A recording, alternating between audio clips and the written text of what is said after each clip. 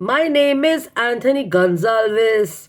मैं दुनिया में अकेला हूँ. दिल भी है खाली, खोली भी खाली. इसमें रहेगी कोई चाहने वाली जब चाहे. Whatever. Okay, so I'm Justin Kapani, the founder and CEO of I'm Decor and Design. We're in the business of designing and manufacturing home and office decor and interior solutions. And I'm singing this song for the last 2-3 days. Ever since I heard this number by Mr. Amitabh Bachchan and the amazing shoot in that egg-like shot of his, it's been playing on me and growing on me and stuff. And I thought I would do a spontaneous share at the beginning of my video, which is the second recording. So let me introduce myself first. I'm Justine Kapani. I'm the founder and CEO of a setup in Delhi NCR by the name of I'm Decor, DEKOR, and Design, DSIGN. We are in the business of designing, manufacturing, and supplying home and office decor and interior solutions. It's a Saturday evening, so obviously, like many of you, I'm just taking it easy and enjoying my lovely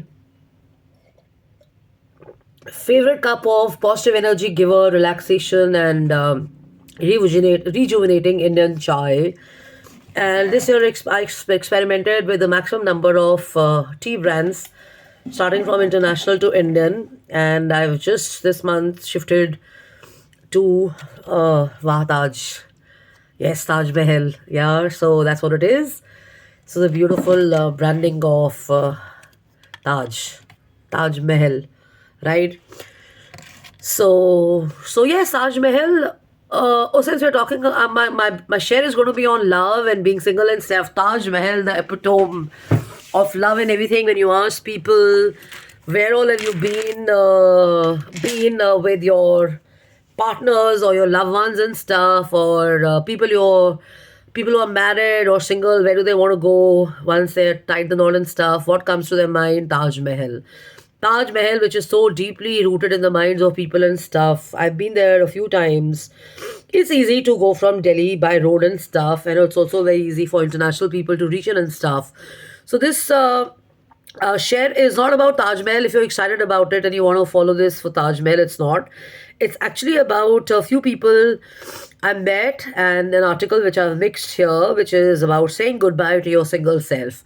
So many people who are kind of single, so many people who've been taken in, so many people who've been married for so many years, so many people who are in relationships, already have had children, they become grandparents and stuff, and so many youngsters who are still wanting to, kind of explore love and just in their 20s and stuff, and then those who've already been in it, they want to be single, or who've already been there and that, and single ho chuke hain ab, okay? So the point is that after all those years of wanting a real relationships, you're finally in one. If it's getting serious, things are good, you're happy. So why does it feel like the end of an era? So this is a very funny article which I'm going to be sharing with you. It's taken the form of an article and stuff because it's got my experiences and the experiences of this person here. And these are these experiences of people I know and people known to this author, Miss Vora. There's so many people we've met and interviewed through the journey, especially during Corona. People were looking to get hooked. They were tied up with this whole idea of evaluating their relationships. Lots of relationships didn't make it through. Lots of relationships were going down a dole in Punjabi, as they say. What it means is that they were just, kind of hanging in there for the heck of it, and they were on the brink of separation and stuff. Lots of people went back to their original love of their lives and stuff because they thought they were in the wrong marriages and all that. A lot of people got married during Corona. A lot of people walked out of their marriages and stuff during Corona. Some people were trying so bloody hard, sorry for my language, but so hard to find partners online. Some people tried so hard to keep their partners away from people online and stuff. My God, it was so crazy. Anyway, so now what happens is that we have this lady here. She and I got talking, so we're talking about people. So there's this 27-year-old lady. She's in a relationship and stuff, and she's so happy about it. She's excited about it. She's looking forward to it and stuff and all that. And after a year or so of being in a relationship and being introduced to her family and stuff, she thinks that this is not it. So initially she was flawed and she wanted to be in a relationship. Now when she's met the family and she's gotten into this thing about, oh my God, I'll have to do so much. I'll have to sacrifice my job. I'll have to kind of sacrifice my career. I'll have to adjust to the family, the way they eat, the way they wake up, the way they sleep, the way they are, the way they live and everything. She's actually on the brink of now not wanting to get married and stuff. Okay, I'm not taking names here because that would be sharing names of people here, which is supposed to be personal. She says for the last 2 years, we've gone from friends and dating to living in together, and now a wedding is in the offering. We catch up over drinks, so I can hear all about what's in store for my marriage and stuff. But at the end of it, I think I'm going to miss my single life. It's an intriguing life that I had before me and stuff, but is this really my happily ever after? Will my unhappy singlehood turn into a happily ever after? I have many friends who are single and they love it, and they've been telling me that I'm going into the wrong zone. They wish that I do not get into this marriage thingy, and the search for the right guy has taken up on my health and my mental energy and stuff. I thought I found the guy. Now, when I'm introduced to his family and friends and stuff and all that, I find maybe I was just living a wrong. I won't use the word fantasy because she was actually in the real world. That I think I'm heading in the wrong direction, and maybe I just want to walk out of it and stuff. There's a Then she says, I'm wanting so hard to stay in touch with my single self.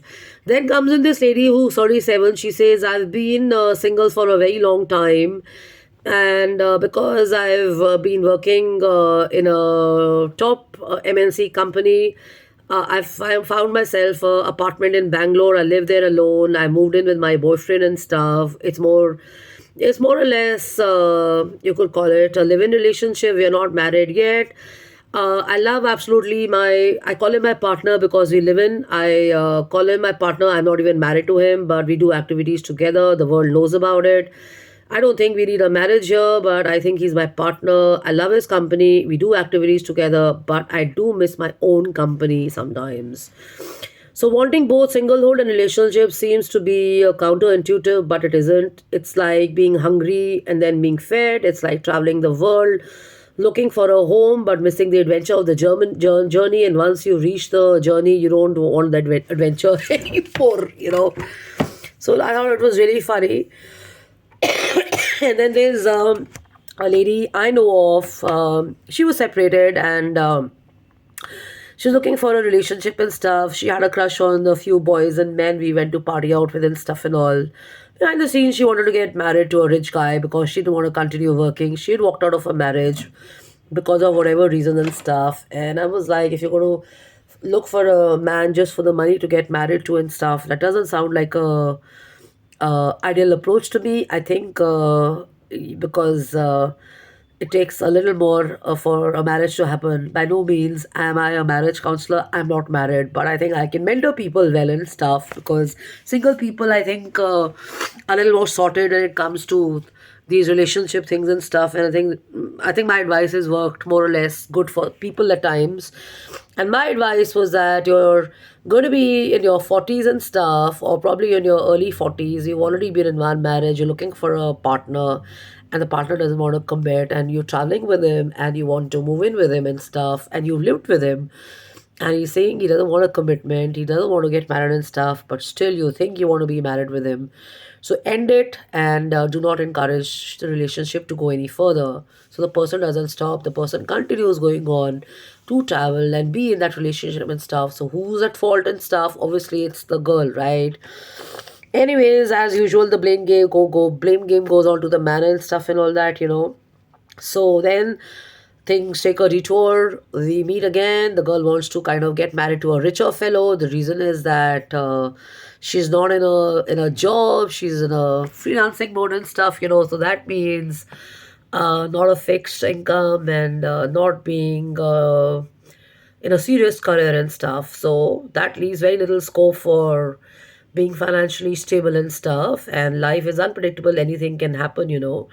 So finding a rich person does make sense. But the point is that something can go wrong with a guy as well. So the point is this, that a relationship based only on money doesn't always go perfect all the time, unless and until you have your talk or you speak with each other with clarity and stuff, that what is it that is actually the reason for being in a relationship.